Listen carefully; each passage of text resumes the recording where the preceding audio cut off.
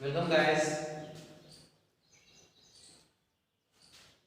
मैं सोचता हूँ कि इस लॉकडाउन में जो वैश्विक महामारी कोविड-19 चल रहा है उसमें मैं उम्मीद करता हूँ कि आप लोग अपने घरों पर सुरक्षित होंगे और आशा करता हूँ लोगों को अवेयर करते होंगे कि घर से बाहर ना निकलें, घर पर ही रहें और सुरक्षित रहें। जैसा कि इससे पहले हमारे सहयोगी अध्यापक अभिनव तिवारी जी ने आपको बताया होगा, उनका चैनल था अभिनव मैथ्स के नाम से। उसी चैनल को रिफॉर्म करके नाम परिवर्तित करके उसका अब प्रतिभा कोचिंग इंस्टीट्यूट के नाम से उसे जाना जाएगा और उसी कड़ी में हम लोग आगे बढ़ेंगे। केमिस्ट्री का एक लेक्चर मैंने डाला था जिसमें मैंने सोल्यूशन के बारे में बात की थी, थोड़ी सी नॉर्मलिटी और मोलरिटी, नॉर्मलता और मोलरता के बारे में बात की थी। आज हम बात करेंगे आगे उसके एन फैक्टर पर हमने छोड़ा था और आज सबसे पहले हम जानेंगे कि एन फैक्टर वास्तव में होता क्या है। तो चलो आज का टॉपिक हम स्टार्ट करते हैं एन फैक्टर से। एन फैक्टर क्या होता है ये जानेंगे हम। एन फैक्टर सबसे पहला टॉपिक हमारा आज का यही है। तो एन फैक्टर जैसा कि हमने आप लोगों को पहले ही बताया था, एन फैक्टर एसिड के लिए हम याद कर सकते हैं, एसिड के लिए एन फैक्टर क्या होता है और बेस के लिए एन फैक्टर क्या होता है। इसी के साथ साल्ट के बारे में भी हम चर्चा करेंगे कि साल्ट के बारे में भी जानेंगे कि साल्ट का एन फैक्टर क्या होता है। अब एक एक करके देखते हैं हम। जैसे कोई एसिड है, सपोज दैट HCl। HCl अगर डिसोसिएट होता है या कोई भी एसिड जब डिसोसिएट होता है तो वो कितने H+ आयन देता है, कितने H+ आयन देता है। जैसे कि हम देख रहे हैं HCl का डिसोसिएशन करेंगे तो ये H+ और Cl- में ब्रेक हो जाएगा। तो यहाँ पर हमको एक H+ आयन मिला, यही इस HCl का एन फैक्टर कहलाता है।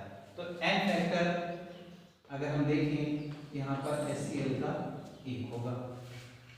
इसी तरह से कोई दूसरा एसिड ले लें जैसे H2SO4 और इसको डिसोसिएट कराएं तो हम पाएंगे हमें 2H+ आयन मिलेंगे।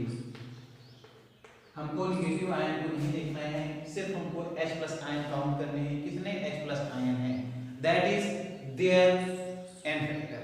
तो यहाँ पर H+ की संख्या कितनी है, 2। एन फैक्टर H2SO4 के लिए कितना हो गया, 2।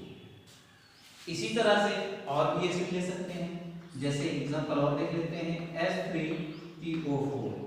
इसका डिसोसिएशन अगर होता है और पूर्णतया होता है तो ये 3H+ और प्लस PO4 -3 में ब्रेक होता है। अब यहाँ पर जैसा कि हम देख पा रहे हैं कि एन फैक्टर अगर हमें ज्ञात करना है तो हमें ये देखना होता है कि हाइड्रोजन आयन, कोई अम्ल कितने हाइड्रोजन आयन दे रहा है। यहाँ पर हाइड्रोजन आयन की संख्या कितनी है, 3। इसका मतलब इसके लिए जो एन फैक्टर होगा वो कितना होगा, 3 होगा। मेरे ख्याल से एसिड के एन फैक्टर के बारे में आपको अच्छे से जानकारी हो गई होगी और आप इसको नोट कर सकते हैं। अब हम आगे बढ़ते हैं, बेस के बारे में बात करेंगे। जैसे बेस हमारे पास कोई है लाइक NaOH, कोई बेस हमारे पास NaOH है और कोई बेस कितने OH- आयन देता है, कितने OH- आयन देता है, ये हमें देखना है। एन फैक्टर ज्ञात करने के लिए हमें ध्यान रखना पड़ेगा कि कोई बेस कितना OH, कितना हाइड्रोक्साइड आयन देता है। जैसा कि हम यहाँ देख पा रहे हैं कि NaOH का अगर डिसोसिएशन हो रहा है तो हमें एक OH मिल रहा है, अर्थात इसका जो एन फैक्टर होगा वो कितना होगा, 1 होगा। इसी तरह से एक एग्जांपल और देखते हैं, CaOH का होल ट्वाइस अगर इसका डिसोसिएशन कराया जाए तो हमें यहाँ पर Ca+2 टाइम हाइड्रोक्साइड आयन मिलेंगे। तो यहाँ पर हाइड्रोक्साइड आयन की संख्या कितनी है, 2। तो इसका मतलब एन फैक्टर कितना होगा, एन फैक्टर भी हमारा 2 होगा। ऐसे ही एक एग्जांपल और देख लेते हैं, AlOH का होल थ्राइस। अगर बेटा इसका डिसोसिएशन करा जाए तो हम क्या पाएंगे, Al प्लस 3 और प्लस 3 टाइम्स OH माइनस मिलेगा। तो यहाँ पर हमको कितने हाइड्रोक्साइड आयन मिले, 3। इसका मतलब इसका n फैक्टर कितना हो गया, 3। मेरे ख्याल से मेरी बात आप लोगों को समझ में आ गई होगी। एसिड के लिए हम क्या देखते हैं, एक बार चेक कर लेते हैं। एसिड के लिए हम देखते हैं कि कोई एसिड कितने H+ आयन दे रहा है। इसी तरह से बेस के लिए हम क्या देखते हैं कि कोई बेस कितने हाइड्रोक्साइड आयन दे रहा है। इस तरह से n फैक्टर का कैलकुलेशन आसानी से कर सकते हैं। अब लास्ट टॉपिक साल्ट के लिए बात करते हैं।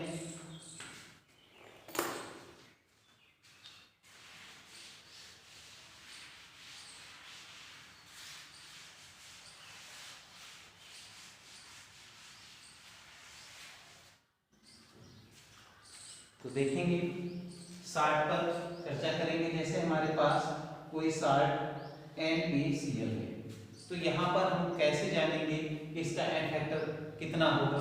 तो इसका भी हम डिसोसिएशन कराएंगे, और डिसोसिएशन कराएंगे तो ये Na+ और प्लस Cl- में टूट जाएगा। तो यहाँ पर हम ये देखते हैं कि कितने इलेक्ट्रॉन ट्रांसफर हो रहे हैं, नंबर ऑफ ट्रांसफर्ड इलेक्ट्रॉन कितने हैं, वो उस साल्ट के n फैक्टर को प्रदर्शित करेंगे। अगर यहाँ पर देखें तो सोडियम का नॉर्मल स्टेट में इलेक्ट्रॉनिक कॉन्फ़िगरेशन 2 8 1 होता है, लेकिन अगर इससे एक इलेक्ट्रॉन चला जाए, जो आउटर मोस्ट ऑर्बिट में इलेक्ट्रॉन है यदि चला जाए, तो इसका इलेक्ट्रॉनिक विन्यास कैसा होगा जरा देखिएगा। जैसे Na+ है और इसका इलेक्ट्रॉनिक विन्यास होगा 2a। तो यहाँ पर एक इलेक्ट्रॉन अगर चला जाता है कहीं पर या किसी के पास चला जाता है तो उसका इलेक्ट्रॉनिक विन्यास ये हो जाता है। तो कुछ ऐसी स्थिति यहाँ पर नजर आ रही है, अर्थात इससे एक इलेक्ट्रॉन निकल गया है। तो इसका मतलब क्या है कि एक इलेक्ट्रॉन का ट्रांसफर हुआ है, वो Cl में इलेक्ट्रॉन ले लिया है। तो नंबर ऑफ ट्रांसफर्ड इलेक्ट्रॉन कितना है, 1, अर्थात इसका n फैक्टर कितना होगा, हमें पता चल गया कि इसका n फैक्टर कितना होगा, 1। दूसरा, जैसे हमारे पास कोई और पदार्थ है लाइक CaSO4 कोई साल्ट है, इसका डिसोसिएशन है तो क्या होगा, तो Ca+ 2 में टूटेगा प्लस SO4 माइनस में टूटेगा। एक बात और ध्यान से समझ लीजिए, कोई तत्व कितने इलेक्ट्रॉन ट्रांसफर कर रहा है, कितने इलेक्ट्रॉन किसी को दे रहा है, उस पर उतना ही धनात्मक आवेश आता है, पॉजिटिव चार्ज आता है। जैसा कि इस पर प्लस का 1 चार्ज आया अर्थात इसने 1 इलेक्ट्रॉन ट्रांसफर किया है। इस तरह से Ca पर कितना चार्ज आ रहा है, +2, अर्थात इसने 2 इलेक्ट्रॉन ट्रांसफर किए हैं। और इसका मतलब ये है कि इसका n फैक्टर बेटा कितना होगा, 2 होगा। इसी तरह से एक और एग्जांपल लेकर देख लेते हैं, AlCl3। अगर हम AlCl3 का n फैक्टर देखेंगे तो क्या होगा, Al +3 में टूटता है प्लस 3Cl माइनस में जाएगा। तो यहाँ पर Al पर कितना चार्ज है, कितना पॉजिटिव चार्ज है, ये हमको देखना है। तो पॉजिटिव चार्ज पर कितना है, 3, अर्थात इसमें 3 इलेक्ट्रॉन ट्रांसफर किए। तो n फैक्टर कितना होगा इसके लिए n फैक्टर होगा 3। मेरे ख्याल से सभी बच्चों को समझ में आ गया होगा। दूसरी चीज क्या है, हम चाहें तो एक ही फार्मूला अप्लाई कर सकते हैं, दैट इज जो यहाँ पर नजर आ रहा है आपको कि ट्रांसफर नंबर ऑफ इलेक्ट्रॉन कितने हैं किसी भी पदार्थ के लिए, एसिड हो, बेस हो, साल्ट हो, किसी के लिए भी, वो उसका n फैक्टर होगा। जैसे कि आपने देखा था कि एसिड के केस में क्या था, जैसे H2SO4 सपोज मैं ले लेता हूँ, यहाँ पर इसको ब्रेक कराऊँ तो 2H प्लस SO4 माइनस 2। आप यहाँ देख रहे हैं कि एक हाइड्रोजन ने 1 इलेक्ट्रॉन ट्रांसफर किया है, तो 2 हाइड्रोजन ने कितना ट्रांसफर किया, 2 इलेक्ट्रॉन। तो इस तरह से 2 इलेक्ट्रॉन ट्रांसफर किया है, तो n फैक्टर इसके लिए भी कितना है। तो चाहे तो हम यही थ्योरी अप्लाई कर सकते हैं हर जगह, और चाहे तो अलग अलग हिसाब से अपना एसिड देख लिए, उसमें S देख लिए, तो पता चल गया n फैक्टर कितना है। n फैक्टर का यूज क्या है अभी मैं बताऊंगा, जैसा कि मैंने फार्मूले में बताया था आपको, तो आप नोट कर सकते हैं इसको साइड स्क्रीनशॉट भी ले सकते हैं इसका, ठीक है। अब आगे बढ़ते हैं।